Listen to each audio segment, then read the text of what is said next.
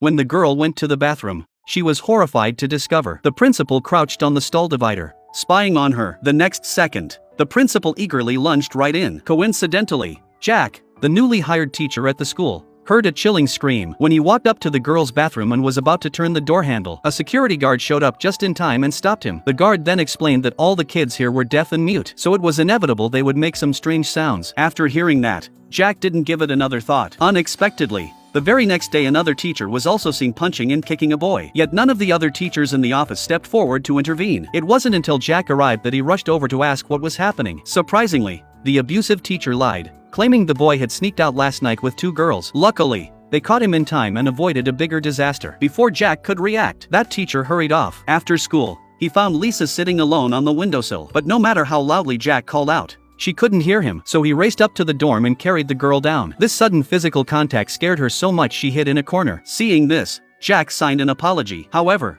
just as he was about to leave, the girl stopped him. After leading Jack to the laundry room, Lisa laughed. There, he discovered a female teacher abusing other students. But when faced with Jack's accusation, the woman showed no sign of alarm. Seeing the girl passed out on the ground, Jack quickly took her to the hospital and notified his friend who worked at a human rights center, telling her about the girl's ordeal. In the principal's office, the dean of discipline was the principal's twin brother. Putting on a sanctimonious front, they asked about the girl's condition and claimed they would deal seriously with that teacher. Seeing Jack lower his guard, they eagerly asked which hospital the girl was in. On the way back, he got a call from his friend Anna, who wanted to meet and discuss the girl's situation. When they met, Anna relayed the girl's experiences. It turned out she had not only been beaten but was also frequently assaulted by the principal. Not just her, many classmates had suffered the same. Not only the principal, but also teachers, dorm supervisors, even security personnel. They were all birds of a feather. Hearing this, Jack suddenly realized he might have given away the hospital where the girl was staying. When they returned to the hospital, the room was already empty. Just as he was about to chase after them,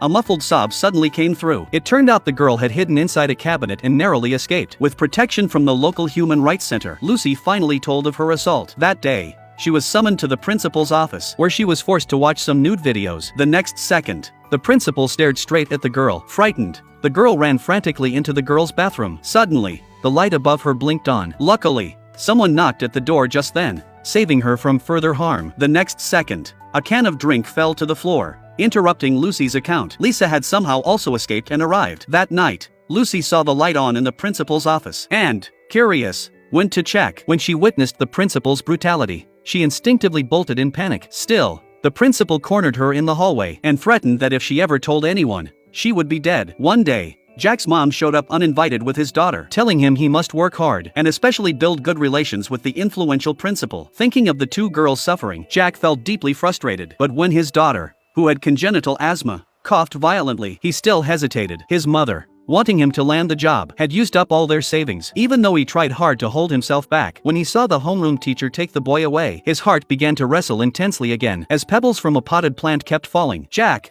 in anger, charged at the homeroom teacher holding the plant. The boy's eyes showed a glimmer of redemption. In front of the camera, the boy recounted his abuse. With the children's testimonies, Anna brought evidence to the education department to file a report. But the official there said the assault happened after school, so it wasn't under their jurisdiction, it belonged to City Hall. Yet Anna had come straight from City Hall. Seeing the departments pass the buck, Anna, in a fit of rage, posted the children's testimonies online. Public outrage exploded, and police had no choice but to arrest the principal and others. Along the way, a cop in league with the principal warned him to use every resource to clear themselves. At the start of the trial, masses of people protested in support of the principal, claiming he had done a great deal of charity work for the city and begging the court not to wrong an innocent man. However, the trial ran into trouble right away. Taking the stand first as the defendant, the principal spewed a stream of lies and excuses. Anna couldn't take it and interrupted him, requesting an interpreter for the deaf-mute witnesses. This reasonable request was deemed disorderly conduct and she was thrown out on the spot. The first hearing ended abruptly because of that. When Jack came out with the child, the principal's wife suddenly rushed up and slapped him. Then,